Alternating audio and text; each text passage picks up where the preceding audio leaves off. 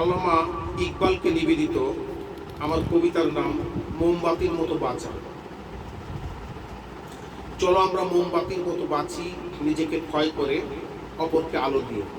আল্লামা ইকবাল। আমার কবিতা। মোমবাতির মতো বাঁচার যে উপদেশ আমাদের দিয়েছিলেন, আমরা তা পুরোপুরি পালন করতে পারছি না। মানবতার সেবায় নিজকে বিলিয়ে দিতে হলে যে সঞ্চয় প্রয়োজন, সে সঞ্চয় আমরা করতে পারিনি। শূন্য ভান্ডার থেকে কি কখনো কিছু বিলানো যায়? আর মোমবাতিকে তো দাঁড়িয়ে থেকে জ্বলতে হয়।